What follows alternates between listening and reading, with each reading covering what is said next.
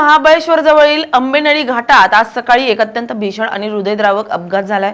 Scorpio गाडी तब्बल 800 फूट खोल दरीत कोसळून 8 तरुणांचा दुर्दैवी मृत्यू झाल्याची धक्कादायक माहिती समोर आली। हे सर्व तरुण कोकणात फिरण्यासाठी गेले होते, मात्र रात्रीपासूनच त्यांचा संपर्क तुटल्याने नातेवाईकांनी चिंता व्यक्त केली आहे। मोबाईल लोकेशनच्या आधारे शोध मोहीम सुरू करण्यात आली आणि आंबेनळी घाट परिसरात गाडी दरीत कोसळल्याचं निष्पन्न झालंय।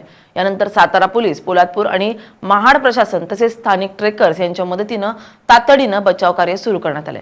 परंतु अपघात इतका भीषण होता की गाडीतील सर्व 8 जणांचा जागीच मृत्यू झालाय।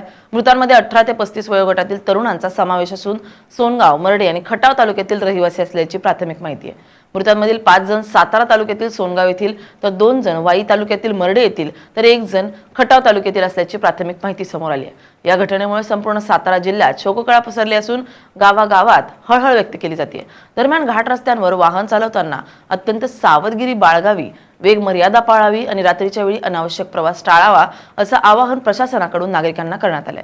घटनास्थळी मोठा पोलीस बंदोबस्त तैनात करण्यात आला असून मृतदेह बाहेर काढण्याचं काम अद्याप सुरू आहे।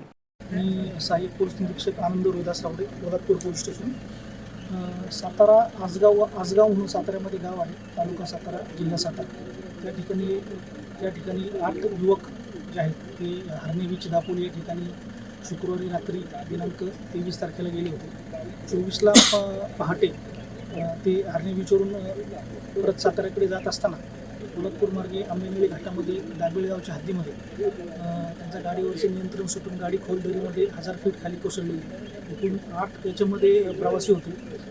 8 पैकी 8 जे युवक होते ते याच्यामध्ये मयत झालेले आहेत। सह्याद्री त्याच्यानंतर या रेस्क्यू टीममध्ये आता सध्या प्रतापगड ट्रेकर्स, नंतर महाबळेश्वर रेस्क्यू टीम, त्याच्यानंतर आपली महाडची सिस्केप आणि सह्याद्री जी आहे आपली रोह्याची, अशा 3 ते 4 रेस्क्यू टीम या ठिकाणी काम करत आहेत आणि लवकरात लवकर रिकवर करून नातेवाईकांच्या ताब्यात देत आहोत।